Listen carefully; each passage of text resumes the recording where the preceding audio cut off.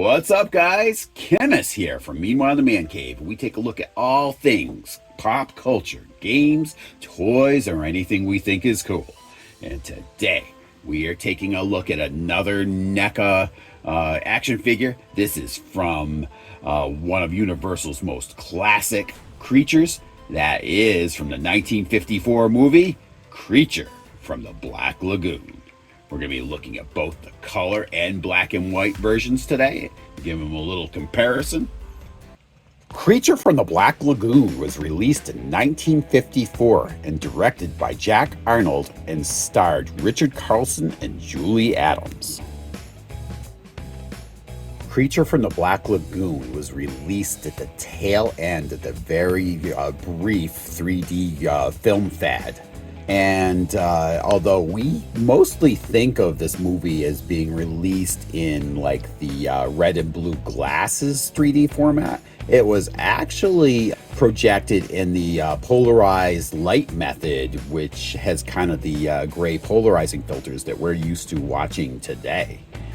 It wasn't until the 1975 theatrical release of this film that they used the red and blue lenses, and also for the 1980s VHS release of this film. The creature, otherwise known as the Gillman, was actually designed by the Disney animator Millicent Patrick and played by two different people. Ben Chapman, who mainly played the scenes that were filmed in Universal City, California, and Rico Browning, who did all the underwater stunts as the creature. He at times had to hold his breath for up to 4 minutes. Browning also reprised his role in the sequels Revenge of the Creature in 1955 and The Creature Walks Among Us in 1956. All right, starting off with the boxes here. As it is with all these NECA Universal Monster figures, you got the movie poster on the front. Very nice. Preview of the creature, the Gillman that is, on the side. Again, preview of the creature on the back in some different poses. And again on the side. So, here, these are all gatefold covers. Got a nice little diorama here, picture of the Gillman in his underwater environment. It's pretty nice. And a brief preview of the character we're going to be looking at. We're not going to look at that too long because we're going to be opening this guy up. And let's take a look at the black and white. Again, different movie poster on this one. I like that they do that. And here's your preview of the Gillman in black and white. Again on the back in some different poses. And here he is on the side. We're going to take a look at this gatefold. Here he is. The Gillman on dry land in black and white. A jungle diorama. It's nice. And a preview of the character. So, enough wasting time on these boxes. Let's bust the Gillman out of this cardboard box.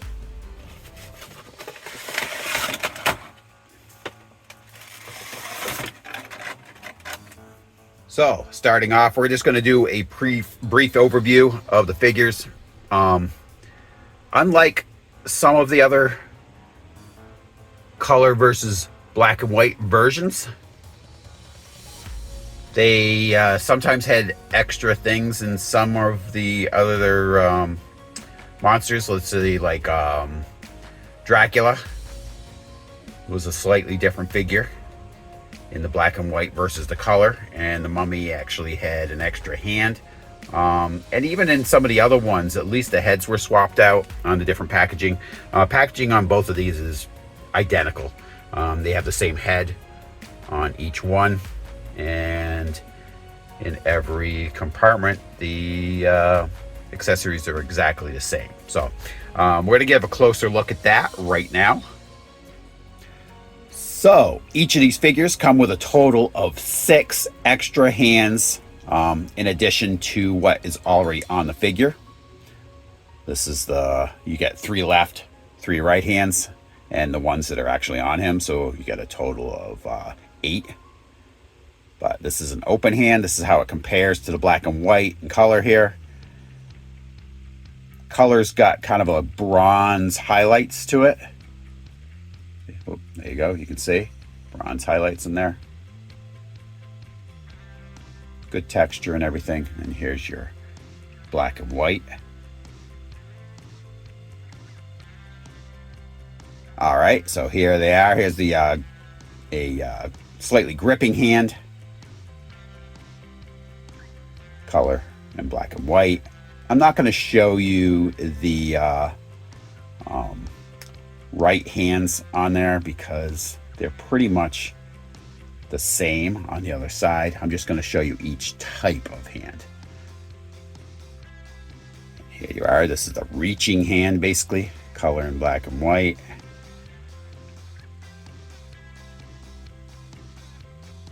Both look good.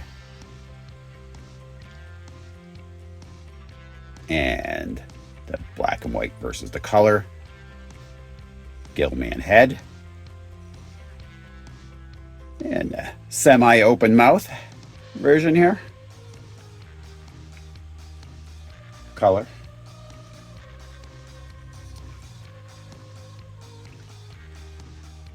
And your black and white.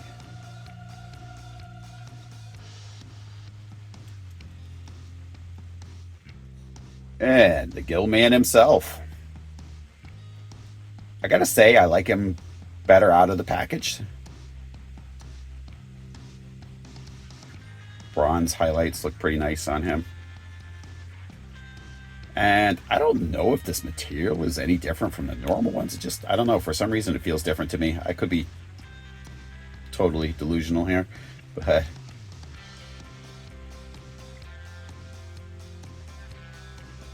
feet look really good down there. And I like all the ridges. It hides the joints. It's really cool. So, you know, there's no obvious joints here outside of possibly the knee joints, and those are even hidden pretty well. And yeah, it's a pretty cool figure. They did a good job with it as far as hiding the joints. Get the nice ridge on his back here.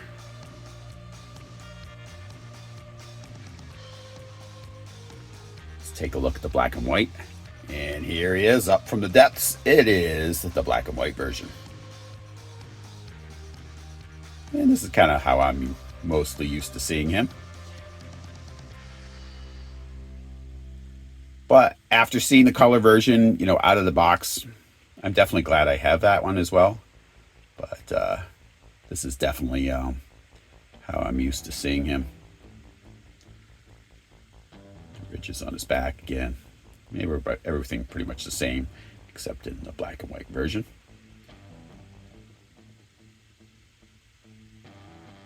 So let's check out his articulation. We're going to start off here with his head. Got a little bit of tilting there. Tilting down.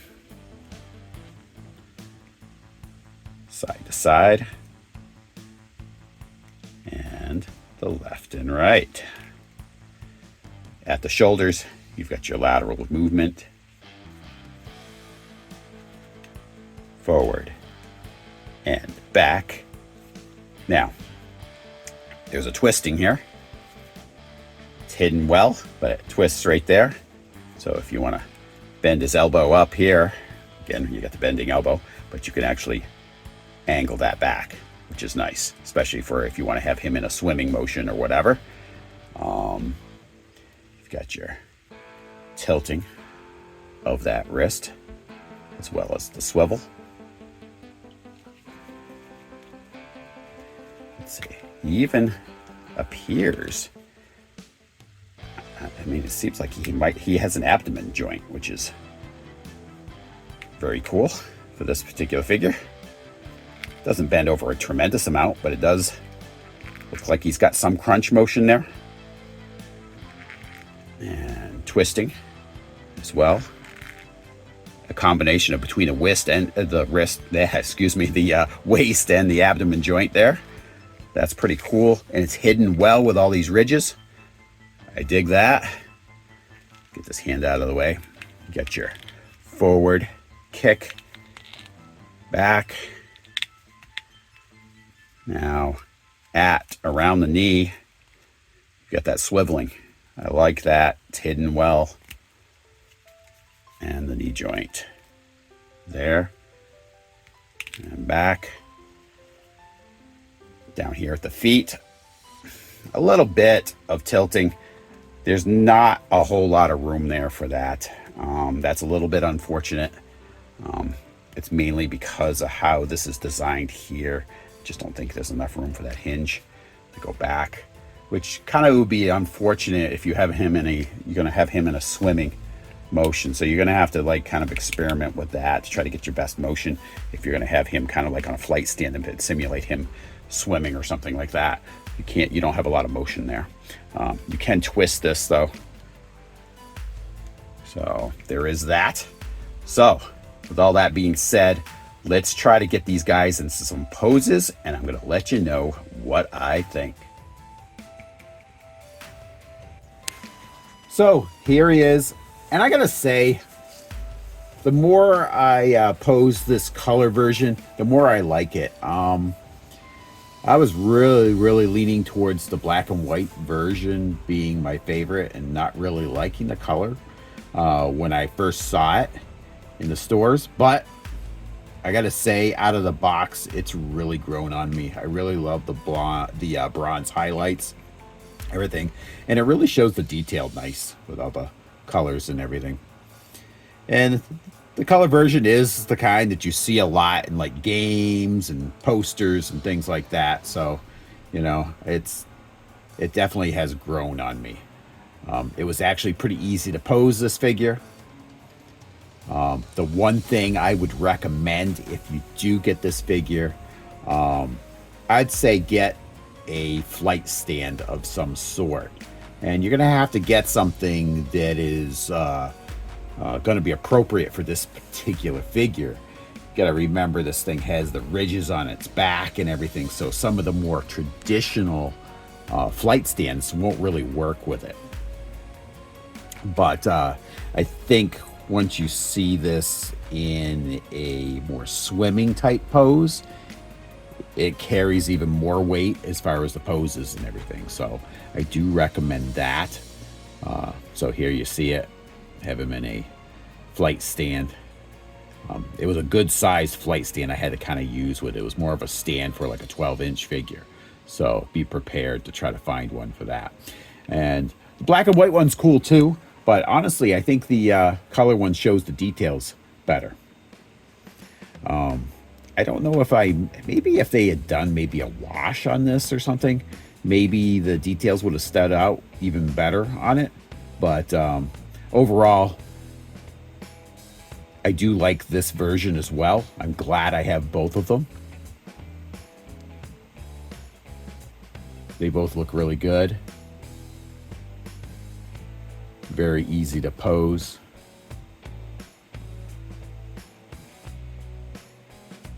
Now, I plan on having this with all my other Universal monsters in a massive Monster Mash type display. So can't wait to get them with those. But in conclusion, yeah, definitely worth getting these. And as far as color or black and white, I actually probably lean a little bit more towards the color on this one from me myself. But I'm glad I have them both. So I want to thank you guys all for tuning in, and please come back every Tuesday at 9 a.m. for a new episode of Meanwhile in the Man Cave. I'll talk to you guys later.